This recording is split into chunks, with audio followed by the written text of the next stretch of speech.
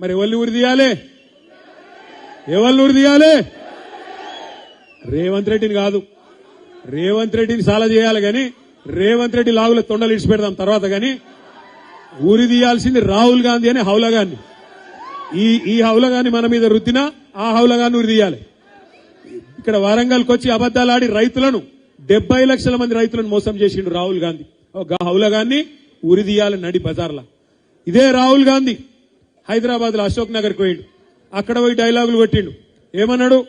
కేసీఆర్ కేటీఆర్ ఇద్దరు ఉద్యోగాలు ఊడగొట్టుండ్రి, మీకు మొదటి సంవత్సరంలోనే 2 లక్షల ఉద్యోగాలు ఇస్తా అని అక్కడ ఉండే తమ్ముళ్లను చెల్లెలను రెచ్చగొట్టిండు.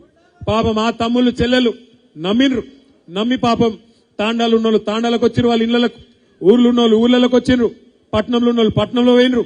వాళ్ళ అమ్మ అయ్య తల్లి తండ్రి అవ్వ తాత కాళ్ళు పట్టుకున్నారు. అగో మాకు ఉద్యోగాలు రావాలంటే మీరు కాంగ్రెస్ ఓటేయండ్రి, రాహుల్ గాంధీ చెప్తుండు అని చెప్పి వాళ్ళు నమ్మి వాళ్ళ ఇంటోళ్ళతో కూడా నమ్మించి ఓట్లు వేయించి పాలకుర్తి అటువంటి కాన్స్టిట్యున్సీలా ఏం అభివృద్ధి తక్కువ చేసిండు దయాకర్ రావు గారు.